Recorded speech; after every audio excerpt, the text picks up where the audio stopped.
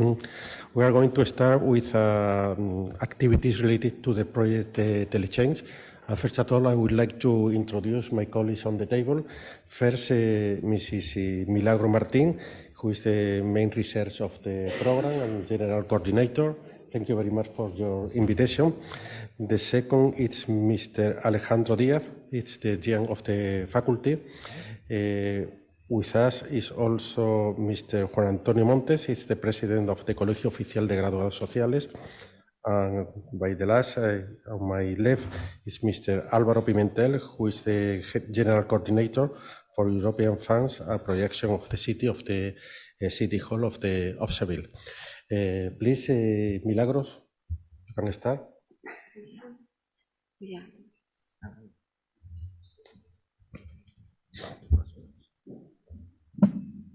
Buenos días, señor vicerrector de transferencia. Good morning, Deputy Dean of Transfer of Knowledge, Dean of the Faculty of Labour Affairs, Third Deputy Mayor of the City Council of Seville, Dean of the Faculty of Social Work in Seville, dear colleagues from the University of Salento, Poznan University of Economics and Business, Jade University, International Business School in Hungary. I don't know where you are.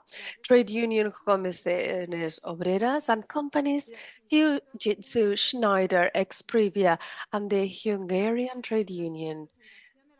Thus, ladies and gentlemen, we are here today to present the conclusions of the project, The Labour Market as a Consequence of Teleworking, Challenges for Full Integration.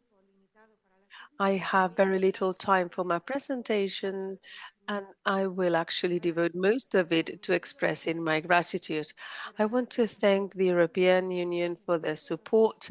I would like to thank the university institutions, the companies, and the trade unions. Obviously, it is including all the organizations and people who have taken part in this research, which I will mention in detail. This consortium is made up of institutions from 5 countries, representing different realities of the European Union: Spain, Hungary, Italy, Poland, and Germany.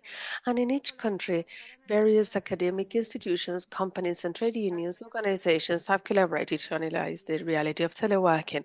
I would like to note that the countries selected are very diverse in terms of the extent of teleworking, and they offer solutions adapted to distinctly different industrial relation systems. Countries with a different scope of teleworking legislation. Some countries have specific laws, such as Poland, Hungary, and Spain, and other where teleworking is regulated through collective agreements. Therefore, this project can be conceived not only as a case study for companies, but also as a comparative study between the legislation in different countries. The cases to be studied and the people directly involved in this project are the following.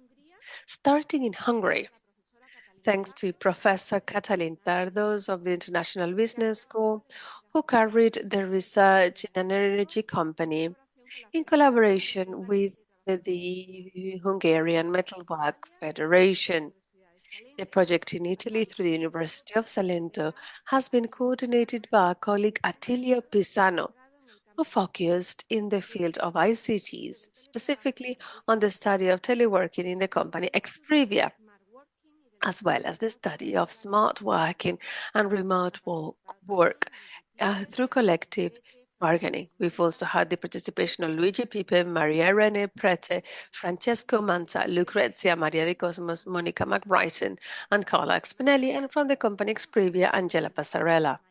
In Germany, the study has been carried out by Michael Newman of the Jade University of Applied Sciences with the support of Margaret Obleden, and the study is carried out at the W&W Insurance Group.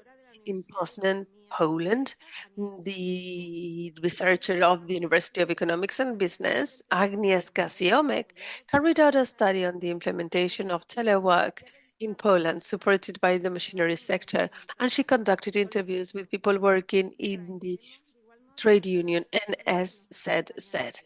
We thank everybody working and being here with us from Poland. Finally, I would like to talk about Spain. As on other occasions, we have the support and collaboration of the project partner, trade union, Comisiones Obreras Civil, whose active participation and support have been key from the conception of the idea to the completion of the work. So I would like to thank José Carlos Rebrón, Head of Territorial Policy of Comisiones Obreras Civil, and Carlos Aristo, Secretary General of the Trade Union in Seville. The case studies have focused on two companies that are national and international references and are very important as precursors or pioneers in the implementation of teleworking.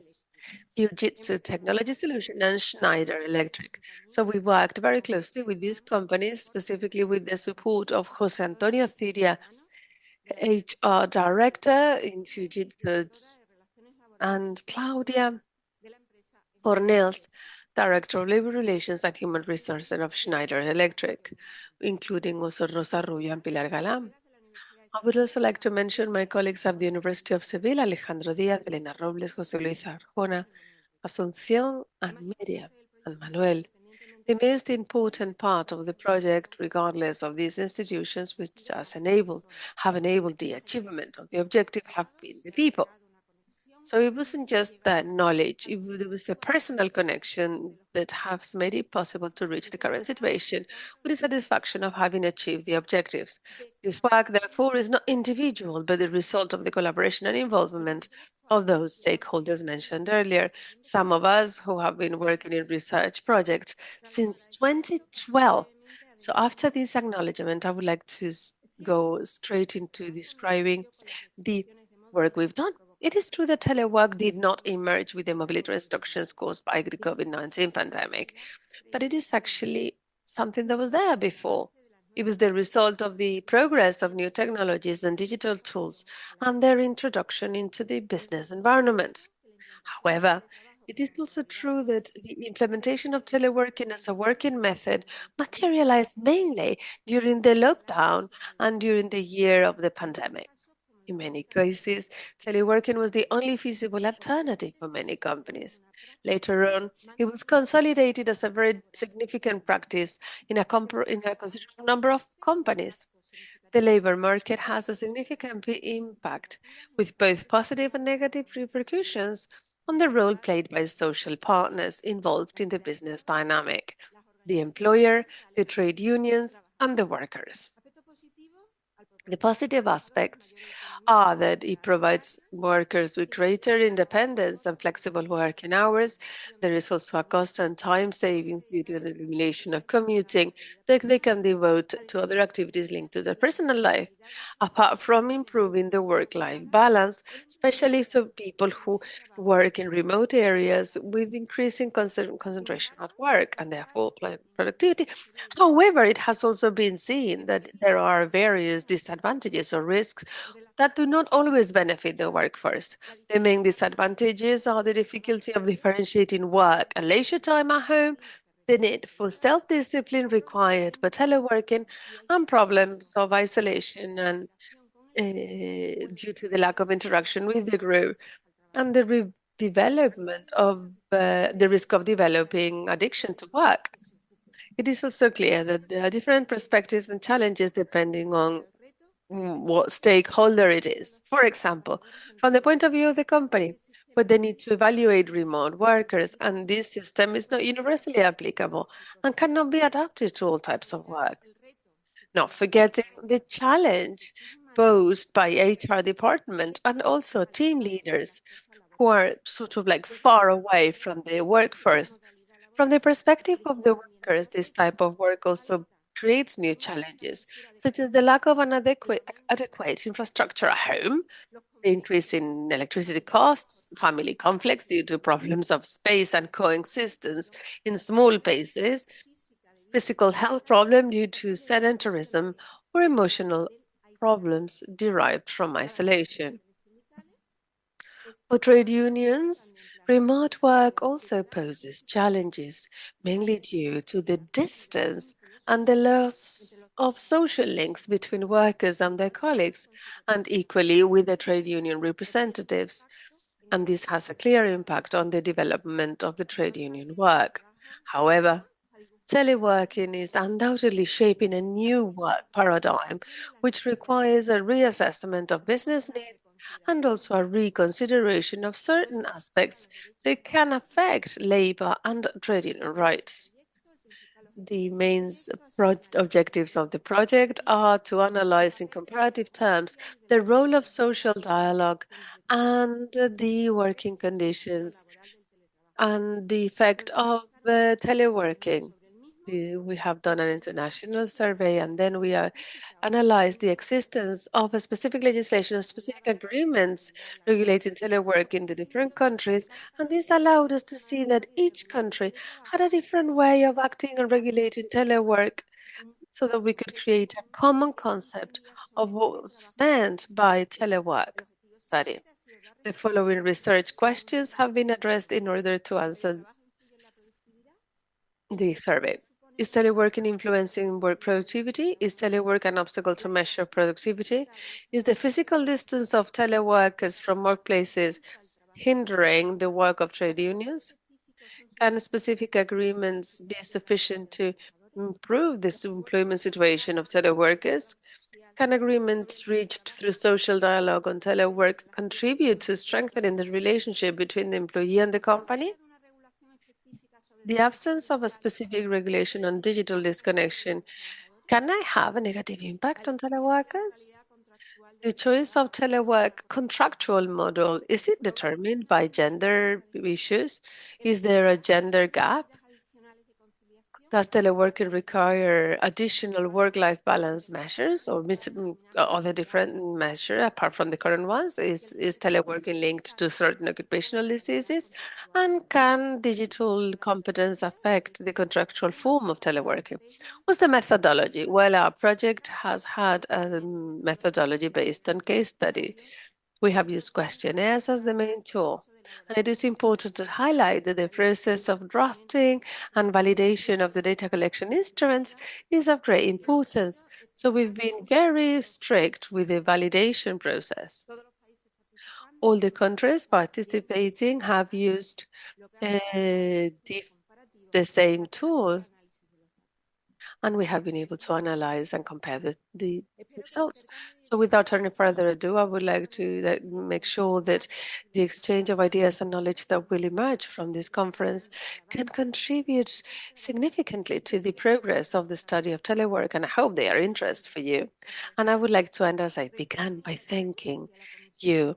I want to thank the European Commission for its financial support, as well as all the participants. And lastly, I would like to especially thank those of you who have joined us at this institutional opening table, because it represents, your support represents a lot for those of us who participated in this project. Thank you very much.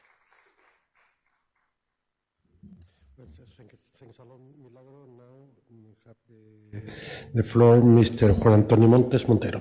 Please. Muchas gracias. Buenos días. Thank you very much and good morning. So for the sake of timekeeping, I will not repeat the individual greetings to each of the institutions, stakeholders that have been mentioned and are present here today. But I would like to specifically express my greetings to all the members that have participated in this project, coming from different countries: Italy, Poland, Hungary, Germany, and Spain. The results that we are presenting today is a result of the collaboration of different institutions, companies, trade unions, and universities. Although teleworking is something that was here before COVID-19, the pandemic increased the prevalence, and it is now a very significant alternative in many companies. Teleworking occurs thanks to progress and digital tools. Without these tools, we could not handle remote work with new figures that were rare before, such as digital nomads. Work creates many challenges for society, and remote work has even changed even the legislation. From the business point of view, the problem is the measurement and control of productivity. However, it also is a great source of savings in time and resources. For the workers, remote working is a challenge because they don't normally have, no, always have space to do remote work. They have to have digital skills to do their work properly, and they have to personally take on board indirect costs derived from remote working. But basically, the biggest challenge is isolation, sedentarism, and emotional problems coming from having no human contact with their colleagues. Everything has a positive and negative sides, so workers in big cities will save a lot of time in commuting and they will have a better work-life balance. However, it is clearly necessary to have a moment of digital disconnection.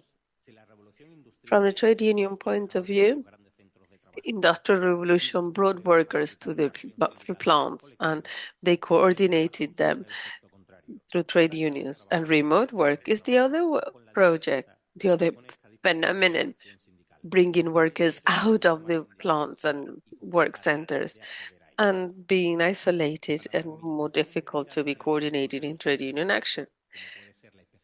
For labor inspection, for example, remote work is very difficult because since workers are working from home, there are as many working centers as workers. And this is really difficult to control them and supervise the working conditions of each of them. Therefore, the legislation needs to be adapted to the new reality of remote work so that workers have social protection and their working conditions are safeguarded. All the stakeholders, employers, workers and trade unions and authorities, they need to be aware of these challenges and they need to adapt measures that make remote work possible without undermining their rights and obligations.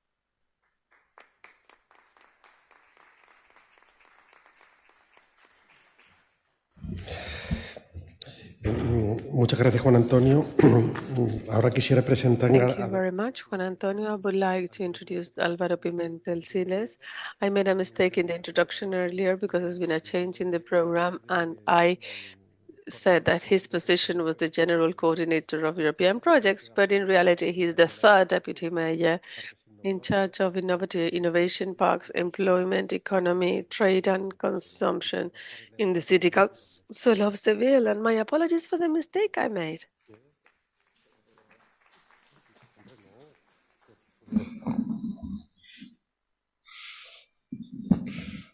Señor decano de la Facultad de Ciencias. Dean of the Faculty of Labor Science, Deputy Director of Transfer of Knowledge, Coordinator of the project, President of the Professional Association of Social Workers, the representatives of trade unions, companies, and foreign guests, ladies and gentlemen. I want to express greetings on behalf of the mayor who, due to last-minute clash in their agenda, could not attend this meeting. And I also want to thank the Dean for having invited me to take part in the opening of this conference. Remote working is a source of discussion and reflection and still is creating controversy in the public authorities that are in charge of regulating its implementation. And of course, it existed before lockdown, but it was the pandemic that gave it its final push. It was very positive to have it available during lockdown because we had to give continuity to our services and in a health crisis. There were digital tools available at the time, and they made it possible for remote work to be a success. But now the pandemic is over, and now we are in a key moment for remote work. And the companies, workers, and public authorities have the challenge of striking a balance of business results with the technological implementation of these tools, and also creating a balance with social rights and the achievement of business goals. So I want to congratulate you not only for having organized this seminar, for the hard work you've done for the implementation of remote working the companies, because I think it's key. This is an example of a private-public partnership in a project which is absolutely necessary for society, vis-a-vis, meaning the implementation of remote work, which involves us all, private and public partners, employers and workers and trade unions. And of course, if we organize a SWOT analysis, we will have a very important conclusions of remote work, as we will see today. And I also want to congratulate employers and trade unions who are doing an excellent job to achieve agreements in companies to implement remote working in all of them. Because, as I said earlier, remote working is both difficult and controversial. Additionally, I want all of us to bear in mind, and this is also a challenge for public authorities, that when we talk about remote working, we need to be ambitious, we need to have a long-term goal, because even though we may think that remote work is in the very long term, it is not, it's present, it is our day-to-day life, and we need to have it properly implemented in all the companies.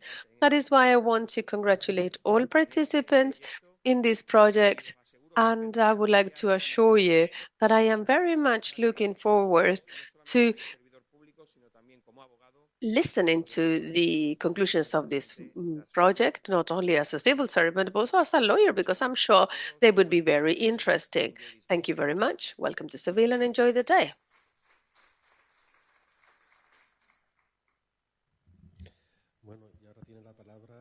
And now we're going to give the floor to the Dean of the Labor Sciences Faculty, Mr. Alejandro Diaz Moreno. I'm very thankful for him being host, for the fact that he's hosted this event. Thank you. We've already been introduced, each one of us, and therefore, I'm just going to thank the attendants for being here. Mr. Felipe Rosa, who is Vice Dean of the Science of Knowledge in Seville, Mr. Alvaro also, and Antonio, and the three institutions that we represent, the University of Seville, the College of Social Sciences, and Seville University. Thank you for your kindness. We are closing today the project as it is being implemented or executed, actually, that we've been carrying out for the last few months. This is a project that has been funded by the European Commission, as it has already been said, the characteristic of which is especially that it is extremely competitive. This project was achieved after a long and hard work by many people, especially the coordinator of the project, Milagro Martín López, who got engaged from the very beginning in an exceptional way.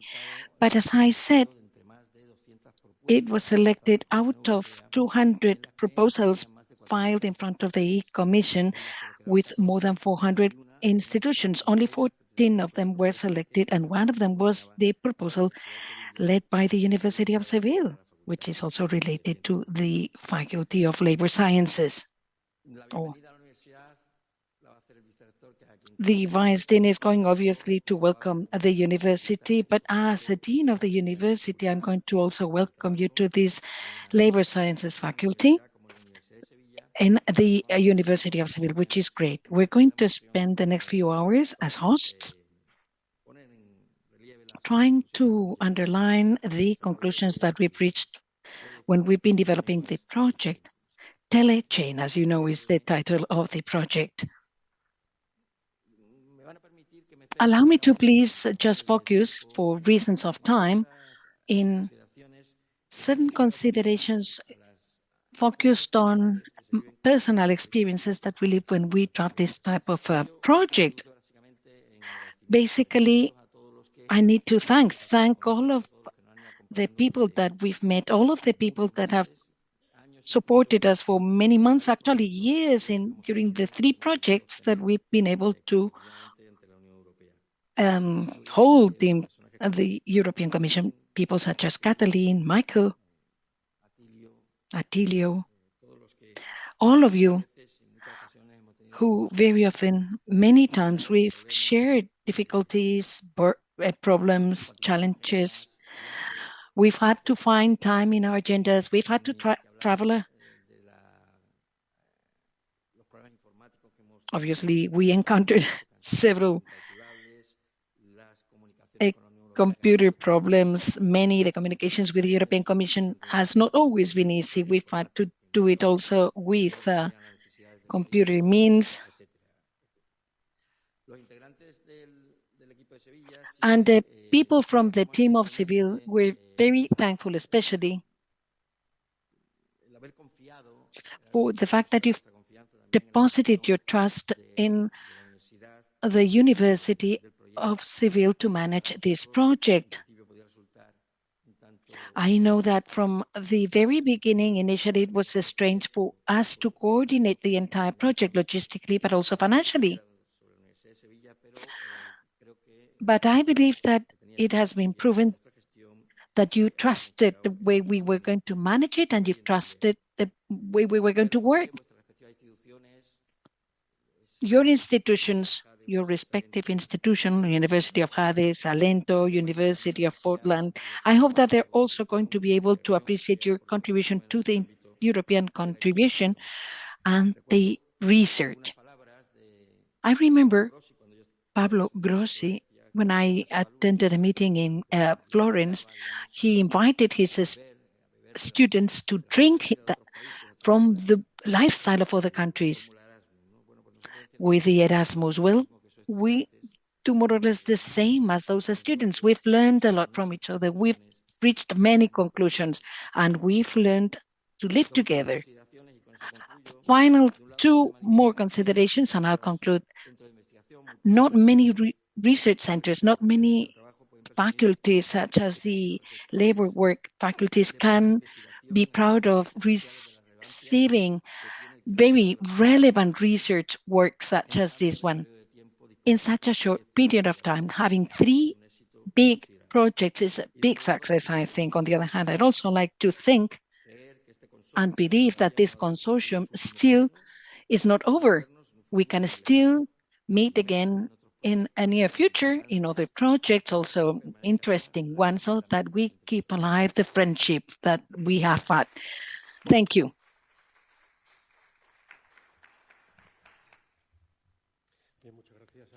Thank you, Alejandro. Well, everything that I meant to say has already been said, and I don't want to repeat myself anyway. I'm going to try to focus myself on the things that I believe are important and that have not been said here. First of all, I'd like to start by apologizing the rector for not being here. Well, he's not in Seville. And even if we tend to want to be present in many places, but he could not materially. So I'm delighted to be here on his behalf. I had written a presentation in English, but seeing that there's simultaneous translation and that there's a lot of Spanish attendance, I'm going to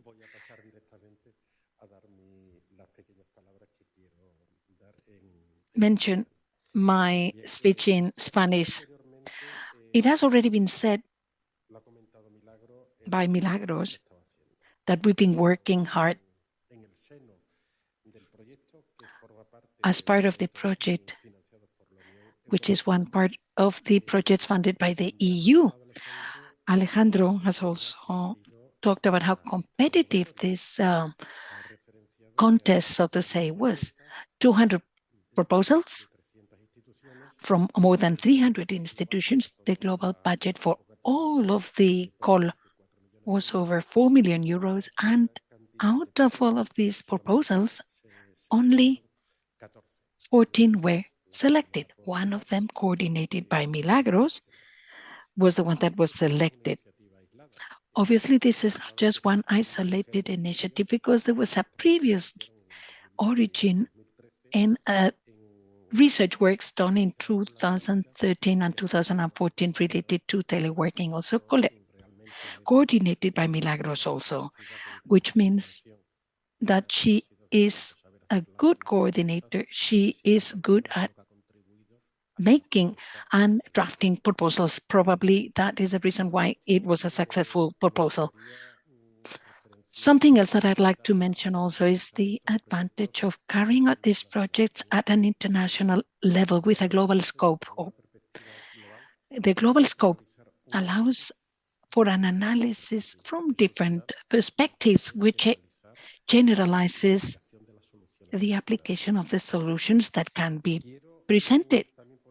I'd also like to underscore something else, which is probably maybe not a major thing for some of the participants, but actually it is the role of the foundation of the University of Seville. FIUS in this case has been part of the institution, and therefore it has tried, obviously within the legality, it has tried to contribute substantially to the execution of the project.